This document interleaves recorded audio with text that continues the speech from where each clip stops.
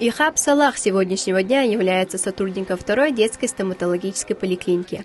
Он имеет большой опыт работы в этой сфере и огромное желание продолжать свое дело. Как я зашел в поликлинику, сразу меня приняли очень хорошо и тепло, прямо это ощущалось. Я переживал вообще-то, я думал, как там новый коллектив и новая работа, как-то, может, наверное, будет тяжело. А так нет, я себя ощущаю прямо дома, среди своих братьев и сестер. Серьезно, я говорю, это прям как меня приняли, это ощутимо прям. Из-за ситуации в секторе Газа дом и клиника Ихаба были полностью разрушены. Чтобы защитить себя и свою семью, он решил приехать в Россию. И клиника своя была, стоматологическая, частная. И работал прям хорошо, и купил потом квартиру, машину. И в один момент все вот это вот все потерялось. Все я потерял. Но, к счастью, спас жизнь своих детей, приехал в Россию.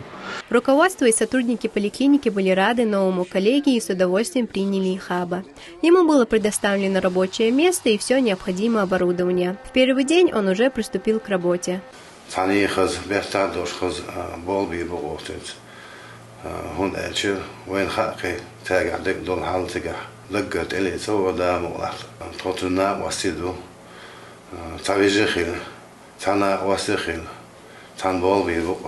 Работу по профессии нашли Маха Жарбуа и Ажжан Свилем. Фармедтехснаб – организация, занимающаяся обеспечением лекарствами льготников.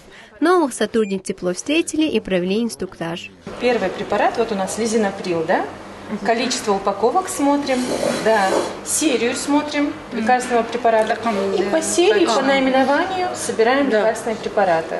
Сначала количество все собираем у стола, а дальше начинаем маркировку. Они у себя работали также на складе, занимались также разнарядкой, отпуском товаров лечебного учреждения и аптечного учреждения. Мы тоже решили, так как им все это знакомо, решили их тоже на складе, чтобы они проработали. Да, мы сегодня уже начали с ними уже, собирать товар, наши же работники. Товар они собирали, маркировку тоже смогли провести. Мы надеемся в дальнейшем, что они быстренько освоятся. Всего на работу в этот день вышли уже 24 вынужденных переселенца. Все вынужденные переселенцы из Палестины, желающие тут устроиться, будут работать по своей специальности. Многие из них имеют образование и большой опыт работы в сфере медицины. Халимат Шахидова, Адам Арсенакаев, Ибрагим Батаев, Неделя.